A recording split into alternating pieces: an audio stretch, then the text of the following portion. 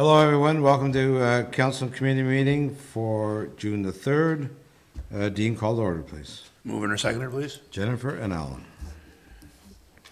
Moved by Councillor Gauthier, seconded by Councillor Wren, that the Council and Committee meeting of June 3rd, 2025 be called to order at 5:30 p.m.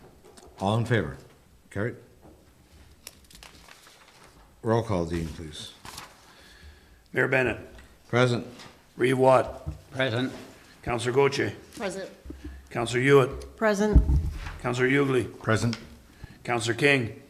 Present. Councillor Wren. Present. All members present. If I could just take 1 second here to introduce our new treasurer for those that are here that haven't met her, is Annie Vaillancourt. She joins us from a treasury position for many years at the MRC Pontiac. We're glad to have her. She's certainly skilled in the area for sure. She does have a learning curve, obviously. We all do when we start a new job, so we don't bombard her right off the bat, but we're giving her some space, and she's fitting in great, so I want to welcome her to our team, and she'll be a great addition. So welcome, Annie, for sure. And Annie, on behalf of council, welcome to Laurentian Valley. We look forward to a long career with Laurentian Valley, and I do have a list of questions for you tonight, but maybe we'll save them for you. Anyways, on behalf of council, welcome. Okay, approve the agenda. Mover and a seconder, please. Wendy and Keith. Moved by Councillor Hewitt, second by Reeve Watt, that the agenda in the Council and Committee meeting of June 3rd, 2025 be approved as presented. All in favor? Carried. Disclosure of pecuniary interest, seeing none. Delegations, Julia from the Museum Administrator, Upper Ottawa Valley Heritage Center. Welcome.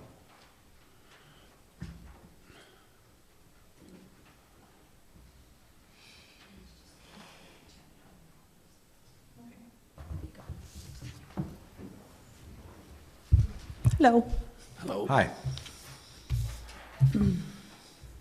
I have a little report prepared that I sent in advance, and Lori's sort of just going to follow along. There are some photos, and I have a bit of a condensed version that I'm going to be reading from. So thank you, Mayor Bennett and Council, for your generous support of the Upper Ottawa Valley Heritage Centre. We are grateful to receive this $5,000 grant from the Township of Laurentian Valley, and I'd like to provide an update on how this funding will be used and how it not only benefits the museum, but also your residents. The funds from Laurentian Valley will go toward maintaining and preserving the museum's collections. This includes archival records, artifacts, photographs, and objects that tell the story of our shared region, including many from within Laurentian Valley. These materials need proper storage, care, and a safe facility in order to remain accessible to the public for generations to come. Your support helps us to preserve these irreplaceable artifacts, maintain a professional standard of care for our collections, and provide meaningful educational, cultural, and tourism services to residents and visitors from Pembroke, Laurentian Valley, and beyond. Laurentian Valley is a strong part of our community and museum. At least 20% of our visitors and members are from the township, and 5 of our 12 current board members are Laurentian Valley residents. Our digitized records show that 25% of our cataloged collection relates specifically to Laurentian Valley, either through donations made by Laurentian Valley residents or items tied directly to the area. The Lower Town Schoolhouse on our site once served as the first meeting hall of Pembroke Township, a former municipality in what is now Laurentian Valley, and was attended by youths of both Pembroke and Laurentian Valley up until 1958. Our collection also includes the Mixburg Church and related materials, the Alice and Stafford Women's Institutes, Pleasant View and Snake River documents, and nearly 30 volumes of historical records from Alice School. The woodworking shop and carriage sheds are also from Davis Mills, another community within the township of Laurentian Valley. The percentage of Laurentian Valley related items in our collection is likely much higher than 25% because our entire collection actually is not yet digitized, so I don't have access to all that information. Additionally, since 2022, 16% of children attending our Kids Days summer program have been from Laurentian Valley, showing that local families are actively engaged with our educational activities. And the first few photos are of the Mixburg Church above, and then there was the Lower Town Schoolhouse, and then if you scroll down a little bit again, Lori, these are the agricultural sheds from Davis Mills, and then there's just 2 sample photos of our Kids Days program from 2024.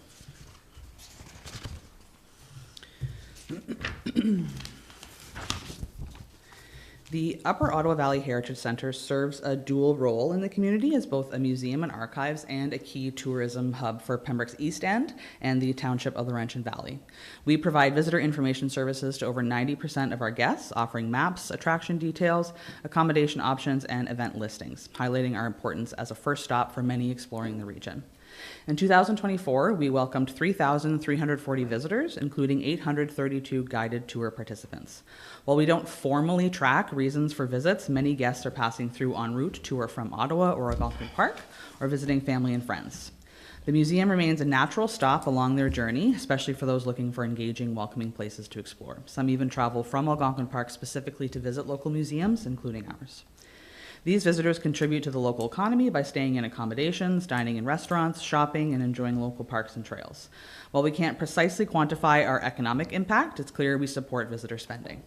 As a visitor information center, we also actively promote Laurentian Valley attractions like Hughley's Blueberry Ranch, Farmstead Cheese House, the Skylight Drive-In, Stafford Park and Splash Pad, Forest Lee Trails, the Algonquin Trail, and the LV Four Seasons Trail, helping to position the township as a family-friendly destination. Based on a sample of guest conversations, so this is our office attendance tracking data. Last year I tried to implement this with our students, but not every person was asked. I always try and ask, where are you visiting from and why?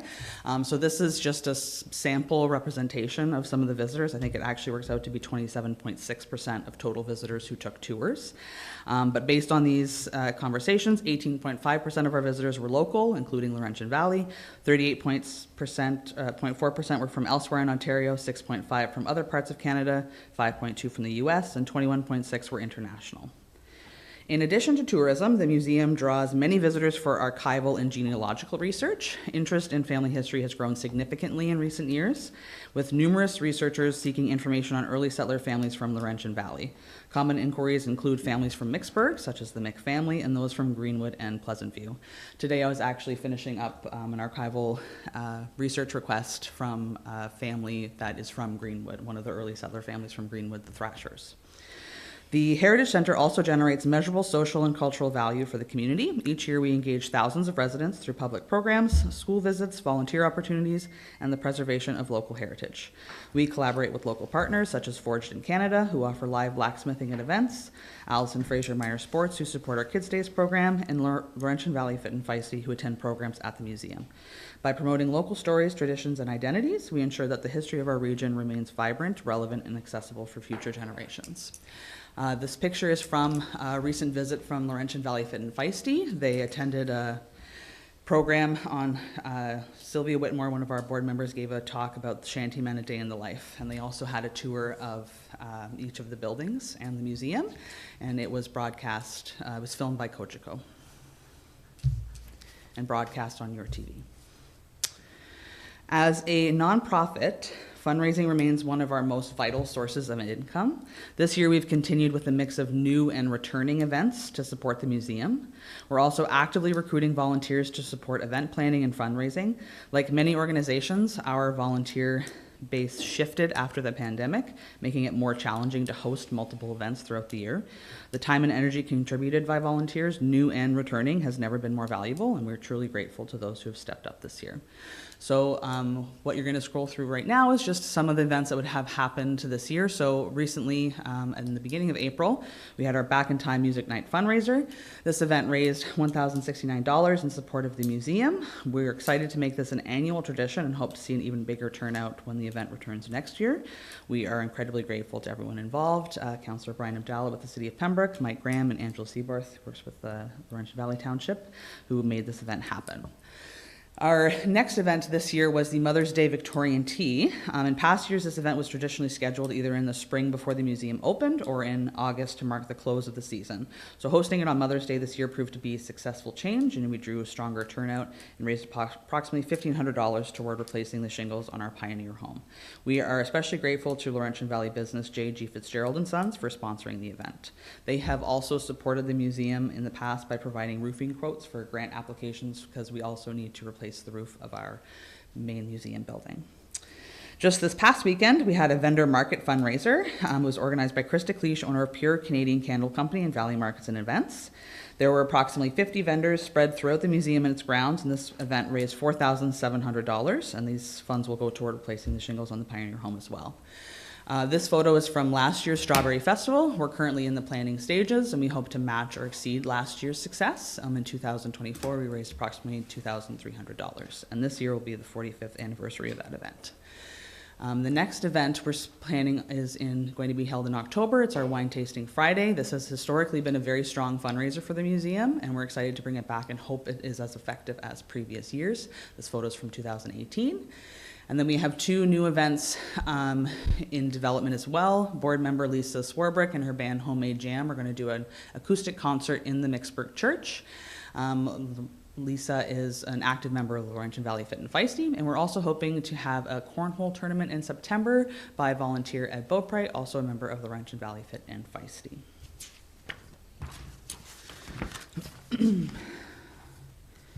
In addition to our fundraising events, Kids Days summer programming will continue on Mondays, Wednesdays, and Fridays throughout July and August. Last year, we expanded from 2 to 3 days per week, resulting in increased participation and revenue. Most sessions were at or near full capacity, demonstrating strong community interest. We plan to continue the 3-day format this year and aim for full enrollment, which will support both our educational goals and our financial sustainability. We've also expanded our educational program offerings beyond the popular Early Settlers program to include more topics related to history and social studies, like European contact, the fur trade, and War of 1812. So this is a student from Champlain Discovery looking through our Astrolab. If you scroll down, there's another photo from Champlain Discovery, a different class doing our fur trade program. And then there is a class from Highview Public School in 2023 doing the fur trade program in the winter. We borrowed some snowshoes from Parks and Rec, City of Pembroke, to be able to do the scavenger hunt outside, and it was very fun for the kids. We also have different science programs available: strong and stable structures, pulleys and gears, rocks and minerals, and energy. This is an at-school visit at Cobden Public School doing rocks and minerals. And then if we scroll down, the first year we did the energy program, Champlain Discovery took part, and this is Morgan Brown from the Chalk River Atomic Energy Museum, sharing some of the artifacts from their museum. And if you scroll down further, this is a homeschool group just this year doing pulleys and gears. And if we scroll down further, there is, so we also offer new geography programs: landforms, water systems, cycles, and watersheds. This is actually from a visit just this past fall at Joan of Arc Academy in Ottawa. And we also have a new primary level program called Exploring Museums, which teaches students how museums operate and serve society. So this is Champlain Discovery, learning how we take photographs of artifacts. And then the next photo is another class from Champlain coming and looking at the collections upstairs, and we did a little scavenger hunt. In 2024, we reached 945 children through programs like March break activities, classroom visits, museum field trips, summer camps, and homeschool sessions. We also increased outreach by offering off-site programming directly in schools, helping overcome transportation barriers. Our new curriculum-aligned education catalog was shared across Renfrew County. In June, we'll deliver a combined program for 60 Rockwood students on early settlers, European contact, and Indigenous European relations. And to date this school year, we've also delivered programs at Joan of Arc Academy in Ottawa, as I mentioned, more recently Herman Street Public School in Petawawa, and Our Lady of Grace in Westmeath. We remain committed to ensuring that all students, regardless of location, have access to enriching and engaging learning opportunities.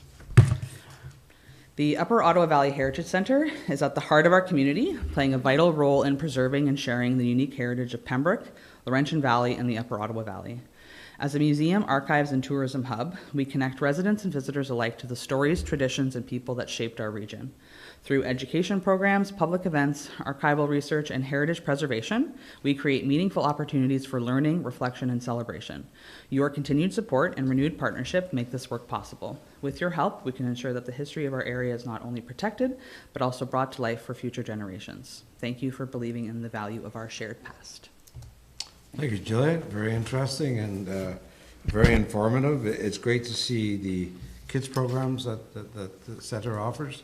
I think it's important for them to learn the heritage from where they are. Council, any questions or comments? Alan? So thank you very much for the presentation, very informative. I know your request this year was for 5,000 plus an additional 5,000. Can you tell us what the additional 5,000 or remind us what the additional 5,000 request was for? The request was initially for, I guess just in general, to help support the museum's operations. I think we initially requested $10,000 and then Laurentian Valley suggested $5,000, which we gratefully accepted. Any amount is definitely helpful, and we're very appreciative. Okay. And you're looking at doing a new roof as well? For the main museum building, yes. We have applied for several grants for the past 3 years through the Ontario Trillium Foundation, but we haven't been successful so far. There are some areas of the main museum roof that are leaking, and we have to set up buckets throughout. Luckily, they are not immediately in exhibit areas, so they're mostly in like the aisles and stuff. There is one that is in one exhibit right now, but we will continue to apply for that. It's just a very competitive grant and funding is limited, so we'll keep trying. I did apply again this year, but we haven't heard back yet. I think we won't hear back until the end of the summer for that one. Okay, so we have a motion. Council wanted to discuss earlier this year when we were doing our budget, as Julia said, we authorized the 5,000. But after, when doing that, we also said, once we receive information, as in today, we could bump it to 10 this year as a one-time. Or between 5 and 10. Or between 5 and 10. So I'm looking for council's direction.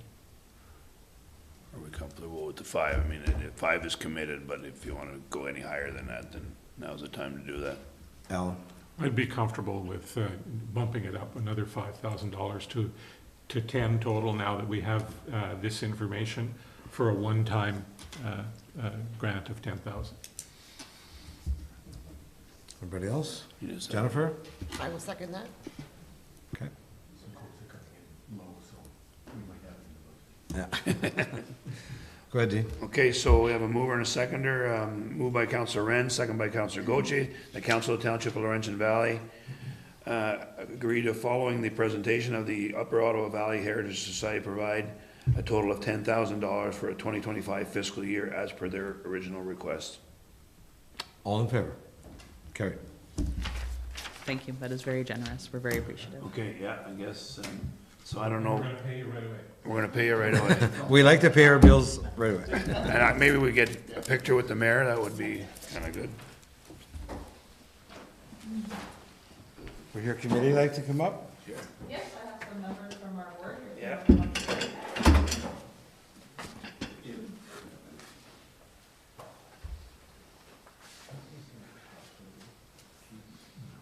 would you like them?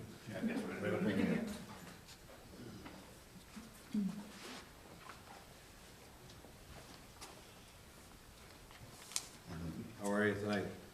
Stiff, but that's okay. For $10,000, I'll be stiff, don't worry. Okay, everybody look this way.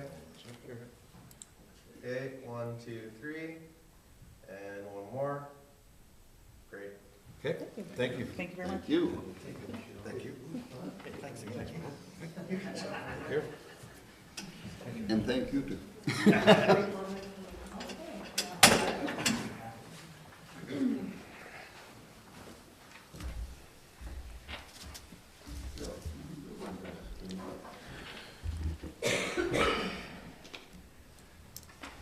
Get a motion to open up the public planning meeting? Yes. Brian and Keith? Moved by Councillor Ugly, second by Reeve Watt, that the Council of Township of Laurentian Valley pursuant to Section 34 of the Planning Act hereby declare a public meeting open at 5:50 to discuss zoning bylaw amendment file number Z 2025-03 Woodkey B 270/23. All in favor? Carried. Lori, please. Yes, so we have one application before us tonight. It's application file Z 2025-03. So it was issued as a combined notice of application and of this public meeting, and it was given as follows, that the purpose of the amendment is to address a condition of approval required for concurrent County Brantford application for consent file number B7023, and it's to ensure that a secondary dwelling unit cannot be constructed on the lot addition lands that are to be added to an existing lot described as Part 1 on Plan 49R 20140. The amendment addresses a concern related to the irregular shape of the lot addition, which extends behind abutting residential lots. A secondary dwelling unit would still be permitted on the lot being added to. So the effect of the amendment is to rezone the lot addition lands described as Part 1 on the draft plan in Part Lot 10, Concession 9, Geographic Township of Alice, from rural to rural exception 93, and establish an exception that prohibits the use of the lot addition lands for a secondary dwelling unit. The lands affected by the amendment are lands located within the proposed lot addition lands per B7023.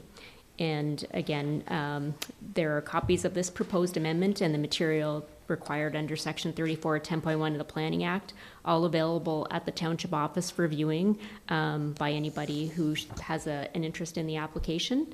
And they can also reach out to us directly for other arrangements to provide that if there's an interest. And also in order to preserve abilities under the Ontario Land Tribunal, if there is any concerns or comments, people are to provide that prior to council making a decision, either in writing or verbally at this meeting tonight.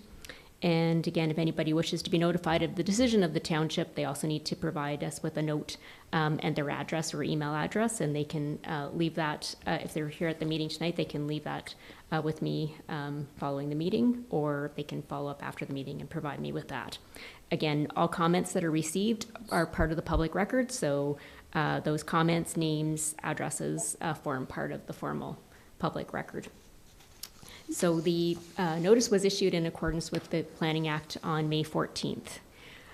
Now, following the posting of the notice, we did just receive one set of emailed written comments, and they were from the neighboring property owners at 240 Buchholz Road, and it was to support the application for zoning bylaw amendment, as it does address the concern that they did have that was expressed as part of the process with the consent application.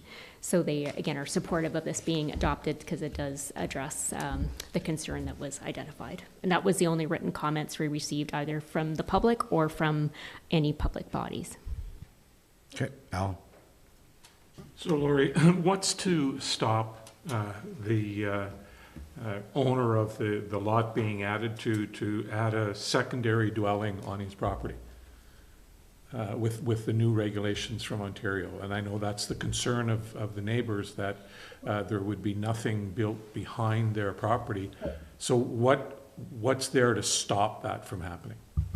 Yes, so in terms of, with this zoning bylaw amendment, that's the purpose of it. So it zones the sliver that's of that portion as being the area of the, once the new lot, the enlarged lot is created, it's just that area that would be behind the other parcels that they wouldn't be able to put the coach house style, but they could still put on the original lot that's being added to, on that area of land that's fronting right on Buchholz Road, that they could have a secondary dwelling unit within there.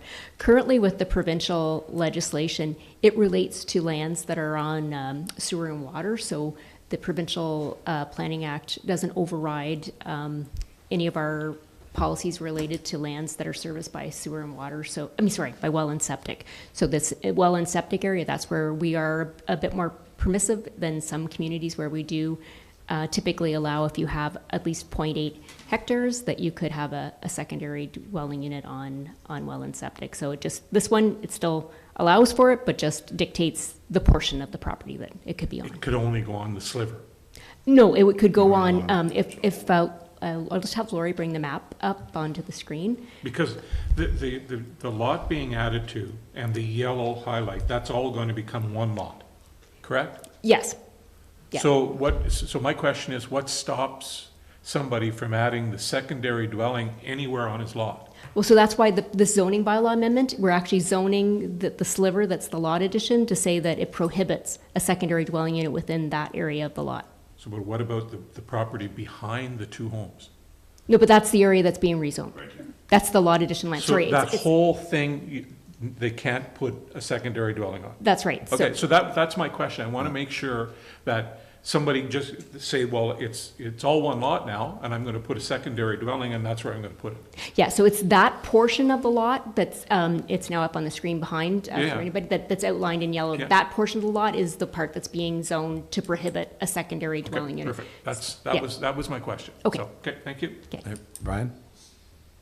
So why would the little sliver part behind the existing lot be part of, that wouldn't allow for a coach house? Why wouldn't it just be the part behind the other two lots? So in terms of that, we were attaching it to the survey that was provided. Originally, the survey wasn't including a sliver there. It came to light with some lot line adjustments. So in terms of descriptions, it's a simpler approach when we're relating it to be able to describe it as all of the part on a plan. And the survey just kind of came out just before the zoning application, so that's where the condition is tied from the consent. It was applied to all of the lot addition lands.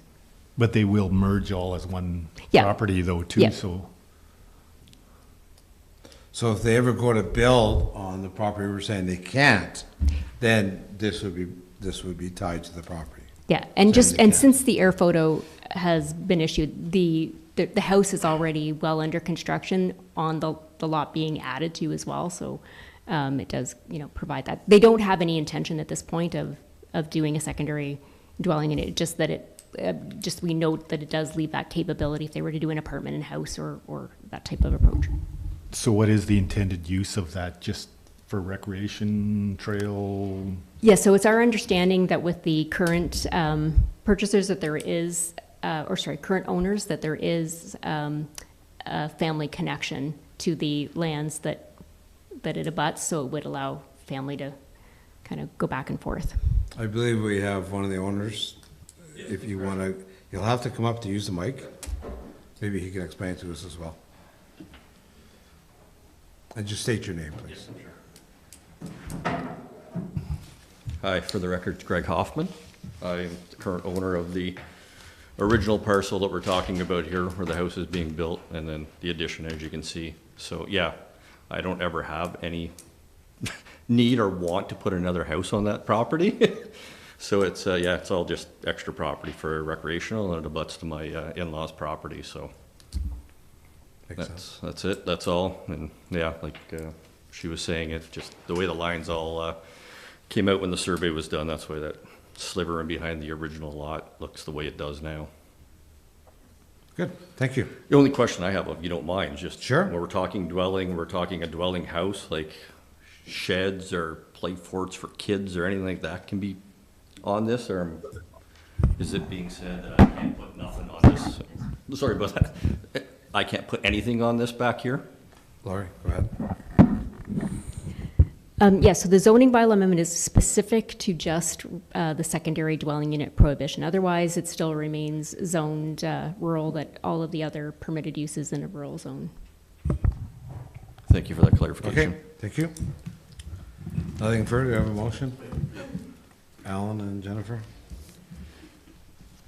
Moved by Councillor Wren, second by Councillor Gauthier, that the Planning and Emergency Services Committee supports the approval of the application for consent file Z 2025-03 and recommends that council approve zoning application for zoning bylaw amendment file number Z 2025-03 Woodkey B 70/23 and forwards bylaw 2025-06 a number to be presented as presented to the bylaw portion of the regular council meeting of June 17th for enactment.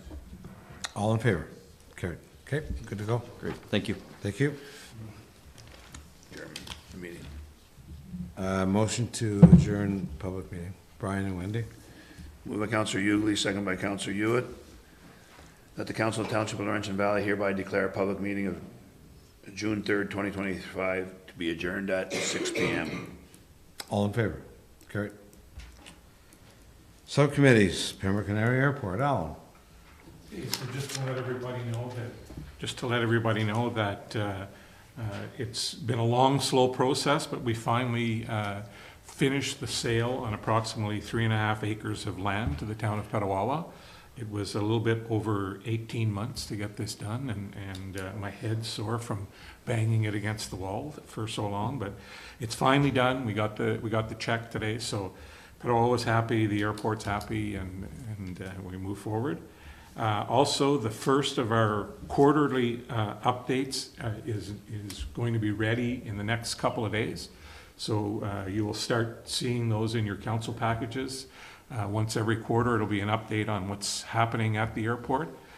We do have a new marketing company on board, and she's just now getting up to speed. So the first one should be out within the next week. Hopefully, you'll see it. So. Any questions for Alan?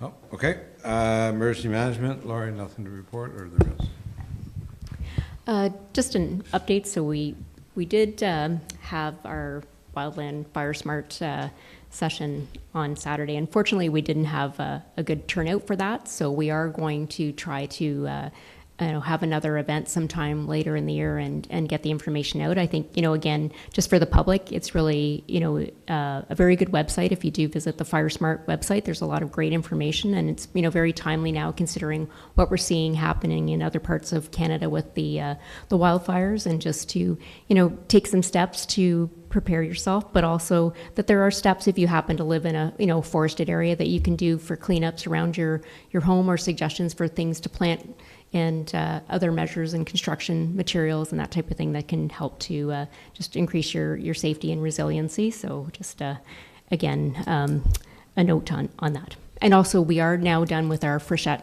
updates, so we are past through our flood season for this spring, thankfully.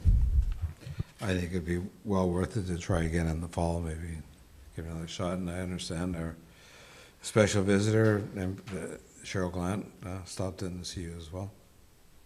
Yes, so I must say our local MP did attend, and so she will also be sharing out some information to help us further that message. Okay, thanks, Laurie. Chief Tim.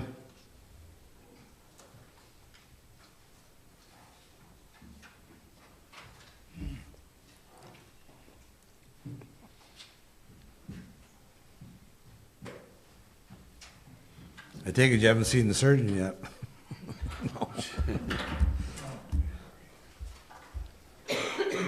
Actually, I'm supposed to in the next couple of weeks see somebody, so Good. hope we get something straightened out.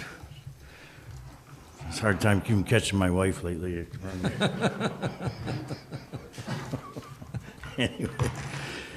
Anyway, basically the only thing,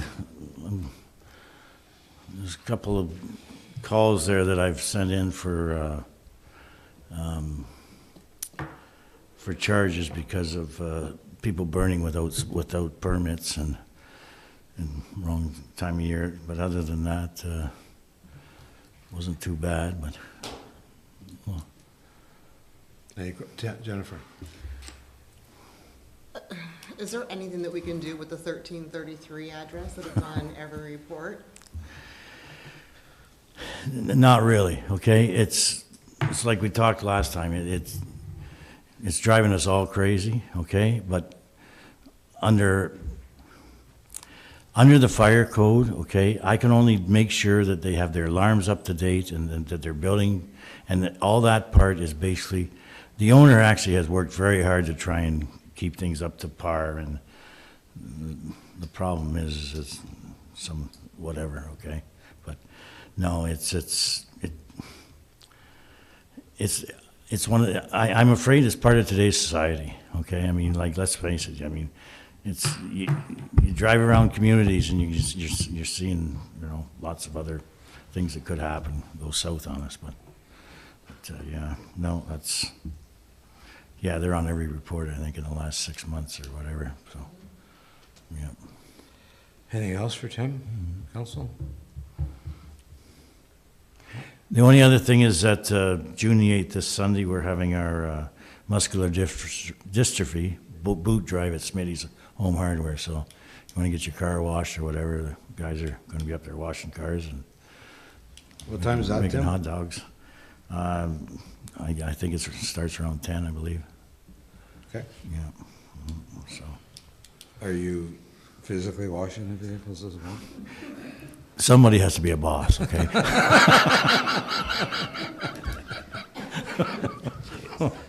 Thanks, chief. I used to. All righty, that's good. Thanks, Tim. Animal reports in front of you. Any questions for Dean? No? Okay, moving on. Letter from Rockwood School, and maybe, Chris, can I ask you to come up to, I know you and I had a chat about this, and maybe you can provide some information as well. This letter, Tracy Burnett from Rockwood, apparently, because I called her and I talked to Chris as well, that schools across Ontario are having their playgrounds removed because they're not up to code, and the province or the school boards are not providing any funding to replace them. So at Rockwood, they had 3 play areas, and each are at $100,000 that they required now to build. And maybe, Chris, you can provide any other feedback on that with the schools? Or? Yeah, essentially it was very last minute. From what I understand, this happened to me in Killaloe. It was right before school. They had closed down, so it's happened to a lot of the playgrounds, unfortunately. This may be a good thing for us to look at with our new policy coming up about how we want to do that, or if we want to do that sooner than then. But essentially, kids don't have playgrounds to play on, which is, I mean, that's where I grew up. I had all that, so the schools are basically reaching out to try to do stuff. I know they've been doing their own fundraisers as well, but yeah, $100,000 probably for each thing. I'm not sure if they're doing all 3 or not, but and they were, I believe they said 60% or something towards their goal. She said that the cost was about $100,000 each, and there are 3 different categories and ages. To date, they've raised 60 in just under a year, 60,000, through any type of fundraising event at the schools, and also through local businesses as well already, which is my first question to them. No, they understand where we're at with council and whatever, and halfway through the year, but I did say I would bring it forward to council. Brian?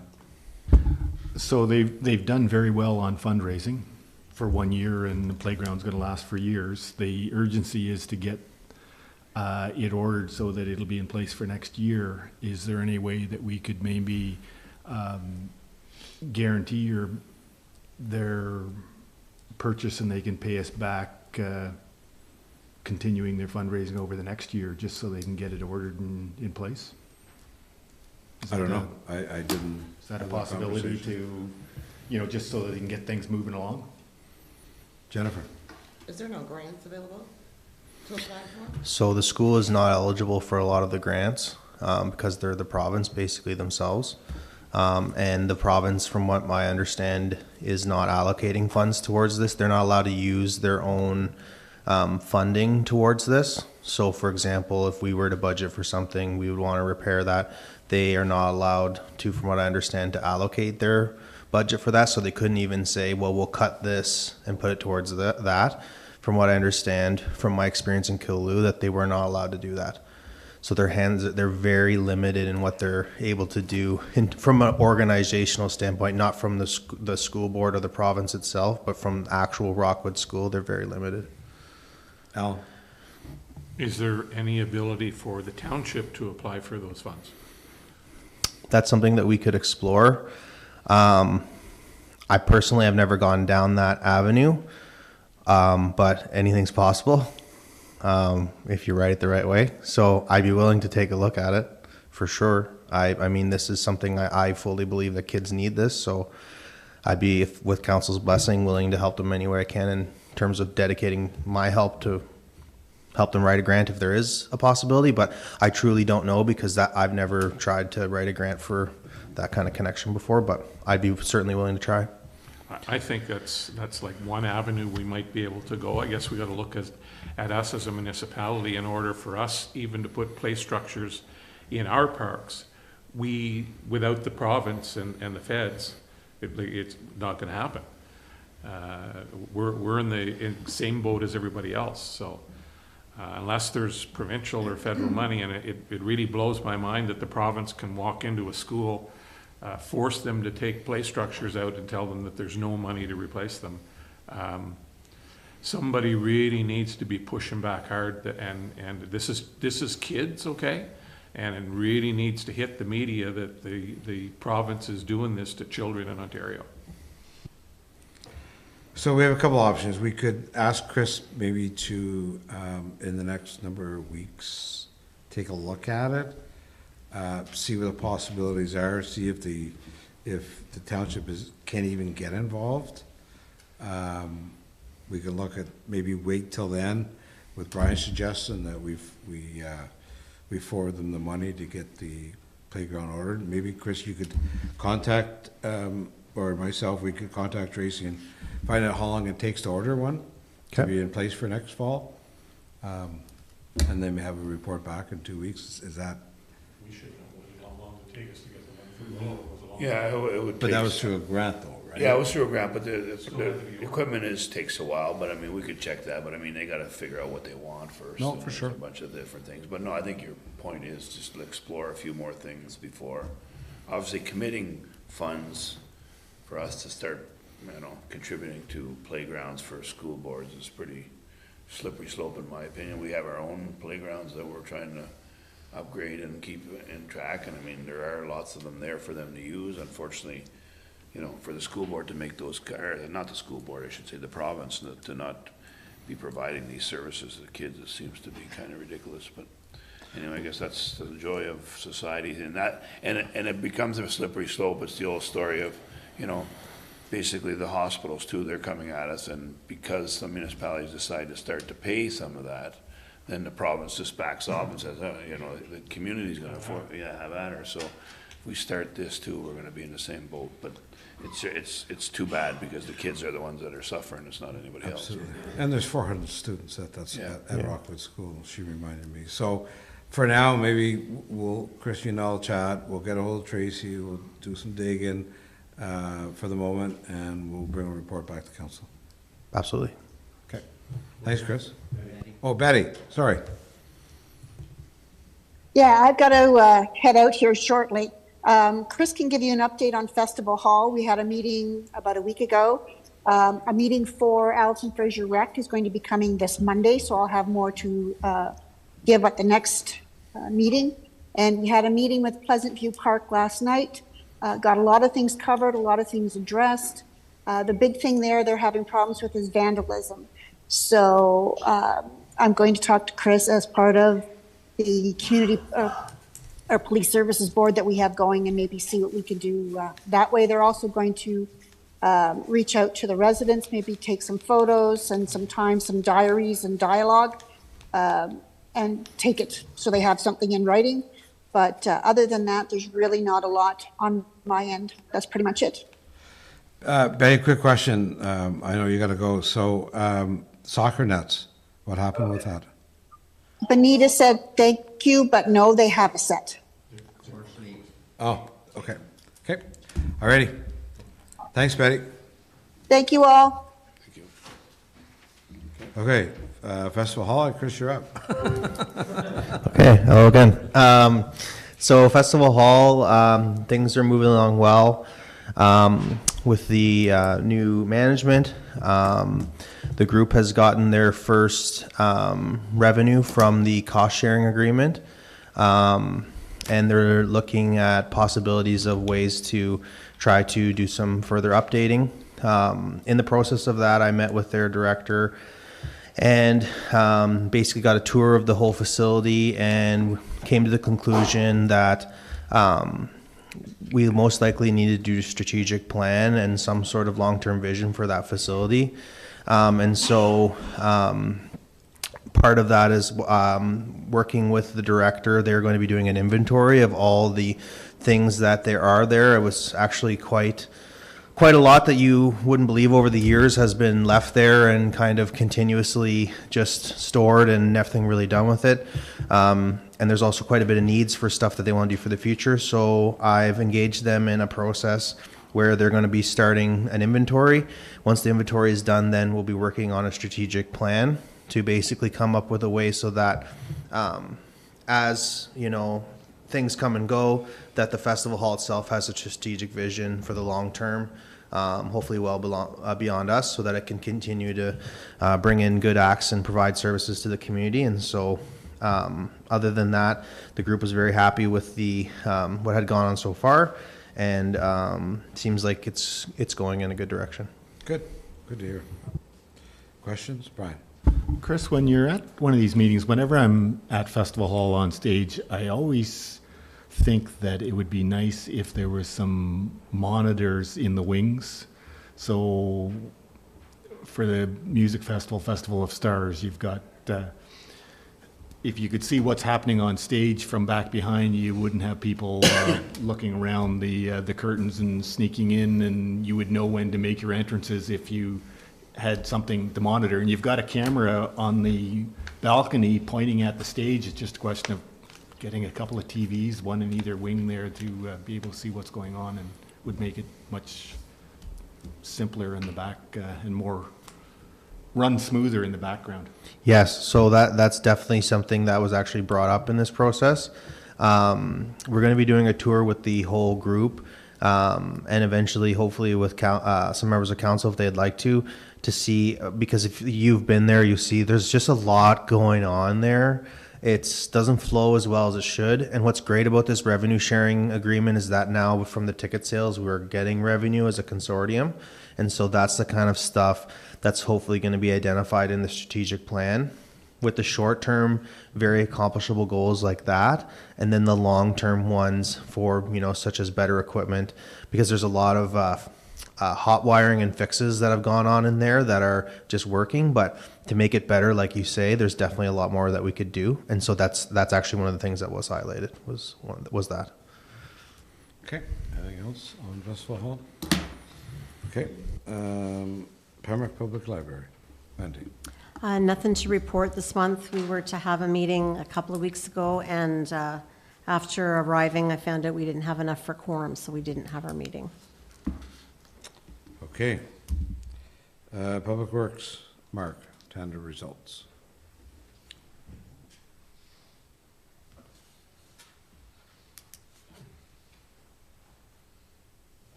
Good evening, Mayor Bennett and members of council. Tonight I have a report looking for a motion to go through to council from the Public Works and Property Committee for the approval of 4 public works tenders, them being paving works, supply and application of granular A, crack sealing, and stockpile of winter sand. Tenders were called on May 14th for the 4 projects, and the tenders all closed on May 29th. We did advertise through the website and our social media page, and usually when it hits our social media and our website, they're picked up by other agencies, and it does spread and get to bigger demographics than just typically Renfrew County. We did receive tenders for all 4 projects. While we have lost a few contractors in recent years, we still are getting multiple bids, and we have a couple companies from the area that are that don't typically tender haven't given pricing, so they're kind of like realizing too that there's some other opportunities. So we still are receiving bids, even though we've got a couple less contractors than what we had in previous years. All contracts did receive more than 1 submission, aside from crack sealing, and it was the same as 2024. We had just received 1 submission from Greenwood Paving for the crack sealing works. The public tender opening was held here last Thursday, May 29th. There were various staff as well as 2 contractors present. Project deadlines do vary, but all works will be completed by the fall, and staff have already started working at some of the layout and capital, and the section of Heenan Road will be first on our list this year, and they'll be starting with some culvert replacements and working at it in the next couple of weeks once we're done our water main flushing and valve turning. All operational services and capital projects were within budget, and I'm sure you've seen some of them considerably under budget, which was a pleasant surprise, seeing as we were good through the pandemic, took a huge increase for a year, and sort of leveled last year, and now we're sort of kind of going back the other way, which is good to see. The bid summaries are attached, and again, so the recommendation would be to proceed with the 4 contracts to the contractors listed. There are sufficient funds in the budgets that were allocated for. I'll just touch on paving works. We're Greenwood Paving was our lowest submission. That's who we're looking to recommend award to. We are about $100,000 under budget. The one thing to note for paving works is there's an asphalt cement price index in it. So there is potential that each contract, depending on what the asphalt cement, that price is, in that month, it can affect, so there's an allowance for that. So in some cases, we've had tenders that per road range from maybe could be $5,000 to $15,000 more. Now, if it's kind of based on the price of fuel. So if fuel prices go down, usually the AC price goes down. So there is potential it could go the other way, but usually summer fuel prices go up, and there's always a slight adjustment. But even with that, we'll still be under budget. Supply and application of granular A. We were, I think, about $18 or $19 a ton last year, so we went to 20 and ended up, we came in just under $16. So there's a substantial savings there. On the capital side, it would be a savings on the projects. On the operational side, something to discuss, we can potentially do more roads, focus on some seasonal roads with some better gravel, and be able to do some extra work with that money, so we can use that full budget allotment and just and get more work done out of it.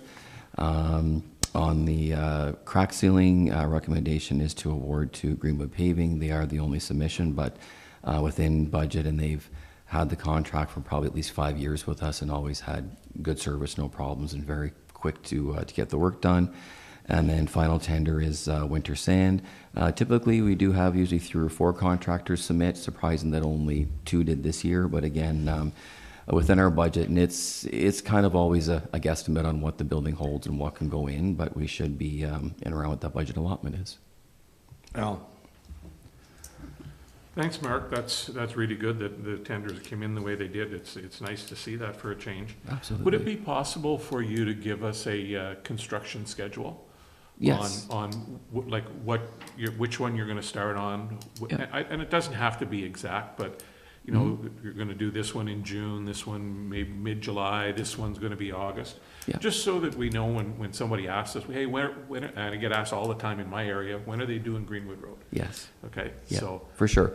And If that's, we could just get that, and like I say, Yeah. we're not going to hold you to it. We know that things happen, but just so Absolutely. we have kind of an idea of the schedule of when things are going to happen. Yep, and we usually Thanks. for our department, we do put a bit of a Gantt chart together and kind of have those projects. And we had in previous years, and the last couple got away from it, from doing the weekly updates. But I know it's something that, Reeve Watt, you had mentioned a few meetings ago, so I already talked to staff, and once we get going with capital and the summer projects, we'll do that kind of probably Friday afternoon to send out a weekly update on kind of what's gone on, what's upcoming, and we'll get back into that and sending that back out again.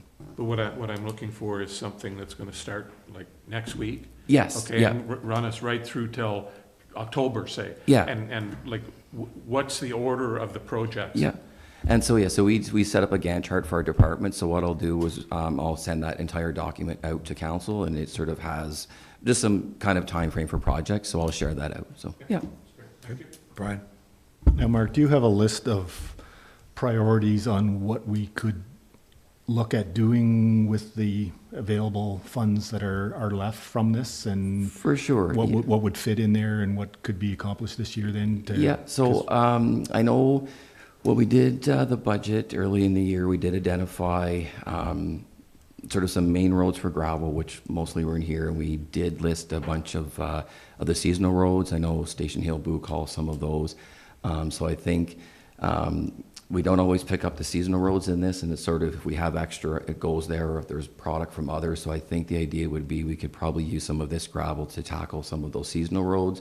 And instead of putting pit run on or a lesser quality material, we can probably put a thinner application on of some better gravel, and then it gives us a better end product, and the residents going into their camps have a smoother road to drive on. I know that's probably one of the biggest complaints is, and I don't know how much it's true, but everyone always says, 25 years ago I drove a car to my camp, and I'm like, I don't know if that was happening or not, but They were built better. yeah, maybe built better, but there always just seems to be more people wanting to access cottages and camps that are on the seasonal roads and is looking for a better, smoother surface. So this will allow us to put something better on. So typically we'll put 6 inches of gravel on all of the roads that we're resurfacing, but we could probably even put 3 to 4 on the seasonal roads, and with less traffic and not having the winter maintenance on them, they'll get a lot of value out of it. So I think that's where I'd like to spend that money is onto those. And in some of the areas where we're working on gravel roads, if we can extend and go a little bit further, then we kind of build on that. I know that if we start getting too far, the contractor's going to ask for more money as a change order, because if they're focused on a certain part of the township and they have to travel from, let's say, the western part to the southern part, they'll pick their aggregate resource based on where we want the work. So we'll try to keep it within where we have the work, and just so that unit price stays the same and they don't look for a change order for increased price. So Mark, I obviously down the same path with, like, I've done the math, and Annie can correct me, but it's about 262,000 in savings. How, would you use all of that towards the gravel, or a big portion of that? Some of that goes towards the capital project. Okay. And so I know culvert prices came in and they were a little bit more. So as much as it shows, they'll say the savings on the gravel for capital will help offset culverts and some of the contractor prices that potentially can come in higher. So we can kind of see as we get through the capital. I think in 24 we talked about if we had savings about doing some streets in the Stafford built-up area that are part of this year's project. So maybe that's the potential where if we're finding we're having savings, we can, go around the block next couple 100 meters and maybe put some of the resources into that area. So maybe, I'm sure we're gonna have a council meeting at some point this summer, and maybe at that point we'll be able to have an update. Yeah, absolutely. Okay, great. Okay, so we need a motion. Yeah. Wendy and Keith? Moved by Councillor Hewitt, second by Reeve Watt. That the Public Works and Property Committee recommends that Township Council approve the following tenders for Public Works and Property Department: LVPW 2025-01, paving works, various locations; LVPW 2025-02, supply and application of granular A; LVPW 2025-04, crack sealing, various locations; and LVWP 2025-05, supply and stockpile of winter sand. All in favor? Okay. Mark, are you doing the first quarter water report? Well, it's just information there. Okay. If somebody has any questions, we can, Brad unfortunately had to be away today, but No, that's fine. if there's anything, he can come back to next meeting. Is there any questions of council or clarification? Maybe Mark can answer, or maybe I can, or. No. Seeing none. Something I'll note, we are finishing our spring flushing, which will be done this week. So if anyone in the built-up area, they've probably seen the hydrants open and the guys working. So the crew will be finishing that up this week, and as part of our preventative maintenance program. Good, thanks, Mark. Ottawa Valley Waste, we have a meeting next week, but man, driving around this spring, I can't remember being as much garbage that's in the street in all the years. And early, of course. And it's called a large item pickup, bulky pickup, for a reason, and there's so many, from electronics to whatever, sitting at the end of the road, and I've just never seen it like that. I'll certainly get a report, and probably too early for Mark too, but Jennifer? Just wondering if we got any complaints. So, and maybe I'm not reading this right. It has to be out by that Sunday. Yes. And it's picked up on your garbage day. Ours was picked up the day before. I thought, great, that it's all gone, but those people who wait, I'm just wondering if we had any complaints, because I was surprised to see them the day before. Typically, it goes out Sunday, and the products will be picked up sometime that week, not the day of your collection. But it is supposed to be the day of collection. But it's supposed to be put out Sunday. Yeah. It's supposed to be the day of your collection. So it always was.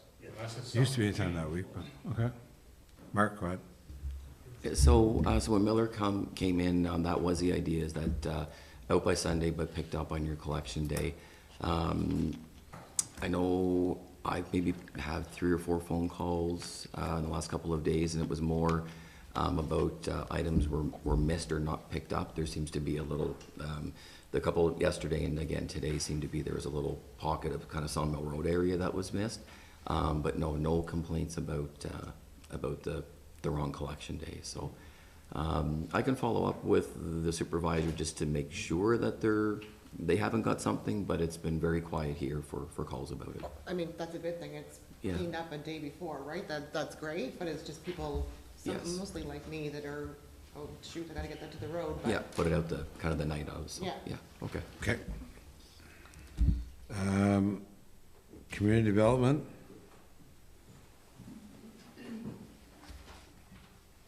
Welcome back, Chris. Thank you very much. Okay. So what we have here is we've been discussing this for a little bit, but it's basically our community sponsorship policy. So this policy will replace FIN 07, which was municipal grants. We weren't really using that policy, but there's also a lot of things that are addition that build on it. So the new policy kind of creates a greater detail for strategic priorities for sponsorship, and it outlines in greater detail ways for analyzing and kind of determining where sponsorships will go, and the information, a little more information about the groups that we are sponsoring.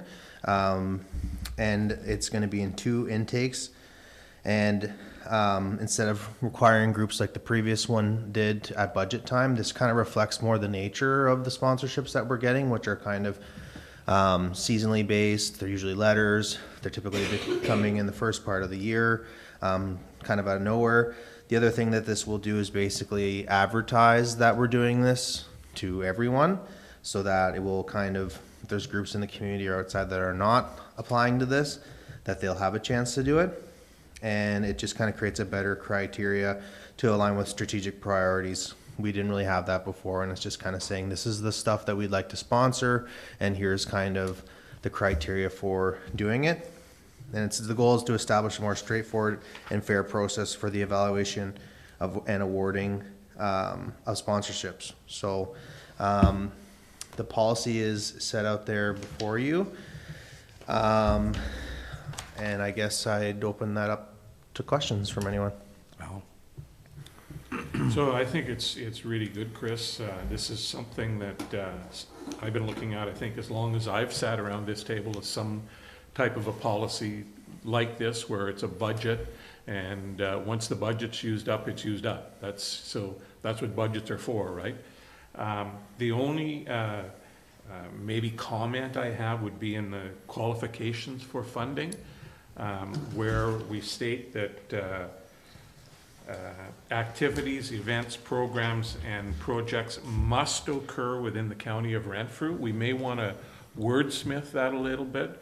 We do every now and then get requests from minor hockey that maybe are going to Port Huron or whatever to play hockey. So that is not going to take place within the county, but it winds up that more than 50% of the kids on the team are from Laurentian Valley, and we get those. We haven't in the last year or two, but we've got them in the past. So just to maybe wordsmith that one a little bit. I'm not. You're better at that than I am. So, and that would be my only comment. But I think it's a good job, and it'd be nice to see this rolled out and move forward. anybody else, council comments? Keith? Thank you. Just curious, do you know if all other municipalities have a grant that they make available for people in their municipality? It fluctuates between all municipalities. Some municipalities have one, they only allow their own municipality. Some municipalities only do it for recreation. We're quite unique in multiple ways. I'd say one, because we do have a granting policy for our recreation associations through the facility use agreements. We also have a couple groups like Mixburg that we also help out in that kind of area as well. The idea of this was because we seem to be getting a lot of requests, And it really doesn't allow council or staff to review them because it's all on the fly. And so this process basically is gonna change that. Now, some municipalities have ones where they will allocate things based off a certain number. But the way that ours has been is just off our history, because we have certain events that we sponsor, like the Fall Flavors. We've incorporated that into our events. We have our community groups that we support through various other things. And now this kind of fills in the gap of all those kind of what I would call letter requests, where people are reaching out to us via a letter or a request asking for sponsorship. This creates a policy for us to basically analyze it, bring a report to council, review it, sorry, and then bring a report to council so council can make the most educated decision on the best use of that funding. No, and I agree with that. I guess where I'm coming to as well is in the amount of dollars that we have to budget. To keep a line on that, a close line, we have our own priorities as well.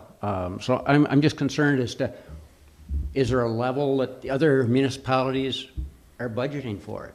And are we close? Are we over? Are we under? And I'm not saying we have to be at any particular point, but very curious. I'd have to go and review that. I definitely say we're probably on the higher end. We typically do support more outside of municipality. We do share a border with 7 neighbors. We do get these requests a lot. I'd have to give you research a little bit more to give you a more finite answer, but from my experience in my own sphere, I would say we're probably the ones that are supporting the most. Alan? Well, and the problem I see that this has created over the years is that every year we budget an amount and then we get 2 or 3 requests after the budget amount is gone. So then the next year we budgeted the same thing again and we get 2 or 3 requests and we go up a little bit more. And that keeps happening year after year after year. At least this, at budget time, council can say the total amount of our budget for sponsorships is X, okay? With 75% at the max can go out in the first, but there has to be 25 held for the second round. When it's gone, it's gone. Then you can at least tell somebody, you know what? We spent $10,000 on sponsorships this year, we're busted. And that's where I was coming from. Okay. And I think the other thing that Chris and I did talk about this is that you feel bad about turning anybody down, you know, and like Alan says, you know, we do it all and then somebody comes up with this idea and they come to council late in the day. Well, if everybody's notified in advance, well in advance, as Chris is going to do, that's it. As Alan said, when we're busted, we're busted. I question the 75-25. Is that because most activities happen that time period? Yeah, that Okay. was where that came from. I figured we could adjust that if it didn't work, but that seemed to me, because just looking back through the records since I've been here, seemed like that's when most of the stuff was happening. But I think you identified it right, that it's to a max of 75. Yeah. We might only go at 35 in the first half and save 65 for the end. It depends on when and what comes in.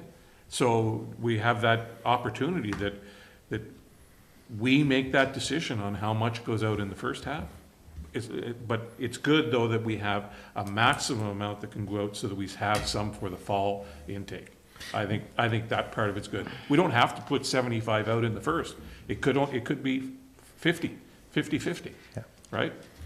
And, go ahead. Sorry. And what this policy does allow as well is we don't have to spend that money.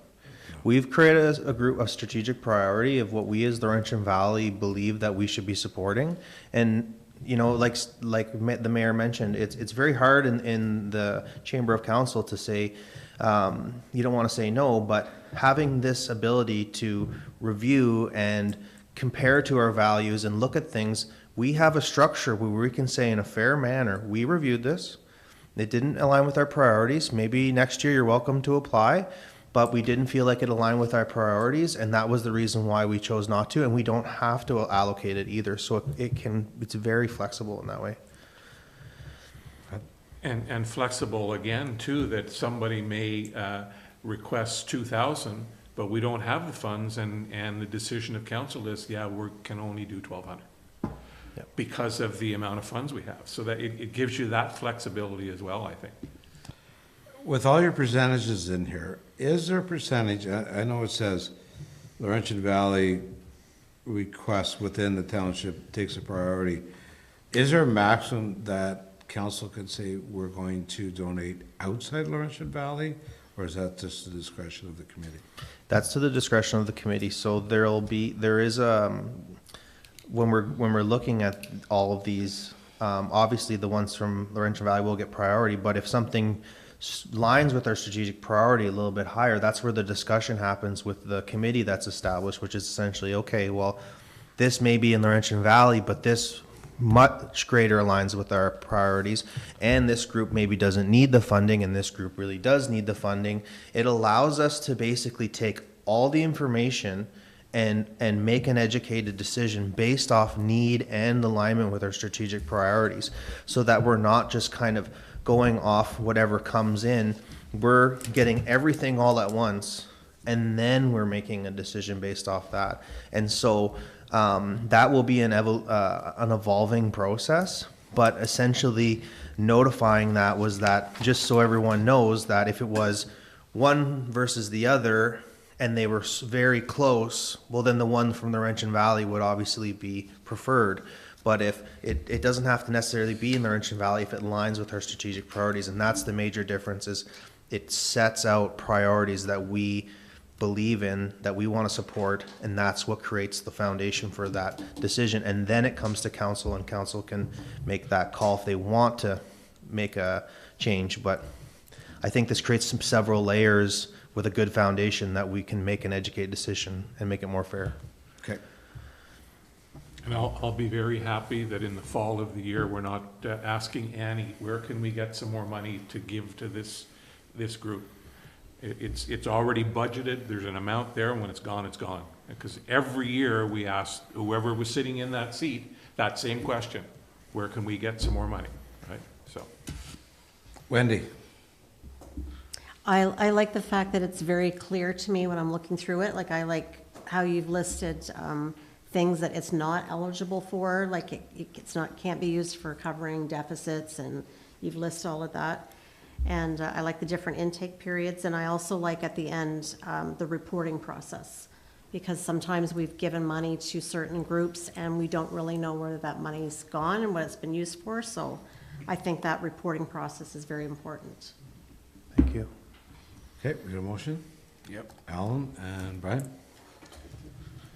Moved by Councilor Wren, second by Councilor Hughley, that the Community Development, Recreation, and Culture Committee recommends that council adopt corporate policy FIN 07, community sponsorship policy, as amended. All in favor? Carried.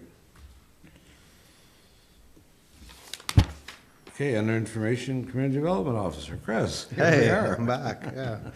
Okay, so you have before you my report. I'm just going to take a couple of things that I think should be highlighted, but if there's any questions about anything on the report, I'd be happy to answer at the end. I've been doing some business interviews during the month of May. it was a lot easier in Killaloe, and there's only 20 businesses to know everybody's name. It's a lot harder in Laurentian Valley because there's hundreds of businesses, but it's a personal priority of mine and a belief of mine that our goal that I would like to be on a name basis with all the businesses in our community, that they feel comfortable to be able to call me if they have a crazy idea or they need something. And then also I feel like there's a lot of information that we could learn about each other. And so I kind of took the opportunity as an excuse to go out and try to go door to door and shake hands and meet business owners face to face, with the idea of getting their contact, meeting them where they are, but not taking up too much of their time, to get the contact so that in the fall that I can follow up with a time of their convenience, that we can sit down for about half an hour, 45 minutes, that I can learn about their business, that I can learn about the history, when they were started, some of the stuff they want to do, some of the stuff they've done, big events they might have, to create a little bit of a database, so that we as a township know about their business, but also to build on that relationship so that they feel comfortable calling us anytime. And so that's kind of the goal with that. So I did do the west end of town, or the Laurentian Valley, and it was eye-opening. There's a lot of really cool businesses, a lot of interesting stuff. A lot of businesses are connected that I didn't know about. I'm getting a little bit ahead of myself. This will be for next report, but I did also go a little bit to the east end recently, and it's just, there's a lot of really awesome businesses in the Laurentian Valley, a lot of really, really interesting business owners, and so that's the goal I've set for myself this year. It's been super busy, so I haven't had exactly a ton of time, but I'm trying to get out there when I can, and this was kind of the first step of that, so I'm really happy with that. It went really well. It was really well received by the business owners, and it seems like there's definitely a mutual desire to connect and build on that relationship. So I hope to have many more reports like this to council about exciting things that I've learned, and with a goal of basically creating a greater, more in-depth understanding and a bigger relationship with our businesses.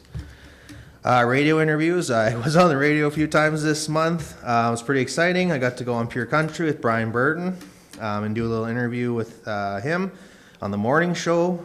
Quite a few people told me they heard me, which was really cool. And then I also got to go with Richard Evans on My FM. So we were live on air 2 times this month. And then finally, the I Love LV Community Fair, which was the reason why I was on the radio. It's getting a lot of traction. Like I said, we've been on the radio. A lot of our ads have reached a huge target audience. We've got a lot of interesting businesses coming out for the Touch a Truck, for the business showcase. Lots of families interested in the events that we're having, so I'm really excited. I'm not really sure what to expect, but I think we've done as good a job as we can to do a first impact. Hopefully this is something we do every year, but the community seems really excited about it, so I'm hoping that we have a lot of people here checking out all the amazing things we have going on here in Laurentian Valley. I think it's going to be a great celebration of our community and a great celebration for our 25th/100th, whatever, anniversary. And so I'm really looking forward to that, and I hope to see everybody there, and it's going to be a great day, and so far the weather's looking good. Right on. Great idea with the businesses. I think it's really important to make contact with them, and I think that'll go a long way. So it's a really good idea for that, and I look forward to June 14th for sure. Okay. Anything else, Council? No? Okay, thanks, Chris. Thank you, Council. Okay, where are we at now? Recreation. Nevada's got a Yeah, report unfortunately, there. Nevada wasn't feeling well, so she couldn't, but if certainly we can take something back if anybody has any questions, or maybe Chris or I can help out answering them. But I guess one of the things is the Junior Gardeners is on for July 19th, I guess, so that's one of the big celebrations that she's planning, working on that, which is always a very good success. So that kind of thing. There's some updates there from the capital projects. There's 4 of those, and coordinated her activities within the month. They're also there. So I don't know if there's any other clarification that anybody needs. I think. Oh, sorry, you can email Nevada as well. Yeah, for sure. You Through can Dean. certainly ask her. Okay. She'll be happy to respond. Okay, subcommittees, Friends of the Disabled. Nothing to report this month. Okay. Shady Nook. We had a meeting last night. I guess at the last meeting, I had asked about the soccer nets, and Keith got back to me. Forrest Lee's going to take the second set of soccer nets and deliver them to them sometime next week, whenever it suits them. So, yeah, one set went to Rockwood School, and the other one's going out to Forrest Lee, which is nice to see. The new nets, soccer's up and running, and when they came and we set them up, they're huge, they're regulation size, and I was thinking these little 4-year-olds are going to be just lost in them. But there's these really cool kind of Drop down. Canvas that goes in to shrink the net down to for the kids' size. So it works for little kids and for the big kids as well. And so it's really really nice. First-rate stuff, and it looks good there, and lots of good comments on it, and the line painting is good. Give you an idea, 380 kids finally in the registration. There was a few cancellations, so it's actually the same number of kids playing soccer at Shady Nook as in the city of Pembroke. Wow. And they have 6 fields and a huge amount of parking, and we have 2 fields and a little wee bit of parking. So it's still an issue with parking, but the lines are helping. Good. Alison Fraser, but he's not here.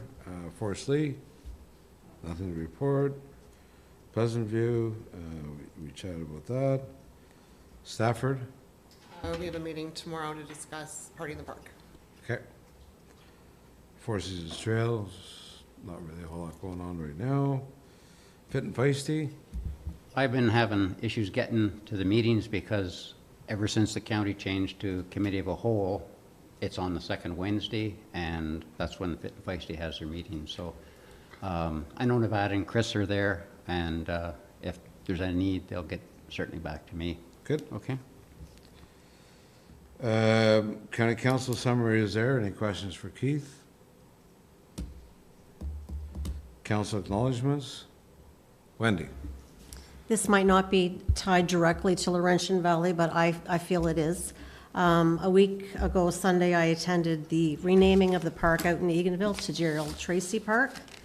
And although Gerald Tracy's not from Laurentian Valley, I don't think there's anybody in Laurentian Valley who doesn't know who he is. And he's contributed a lot, not only to our township, but surrounding townships. And it was a very nice ceremony, and it was nice to see so many people there. Like, the park was packed, like there would have been over 300 people there.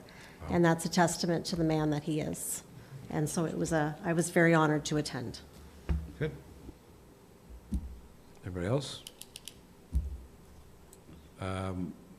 June 4th, no, not June 14th. This Thursday, which is what, June 5th? Yep. Make sure you send an email out or maybe make a phone call to our CAO for his big birthday coming up. No, we're trying to forget that one.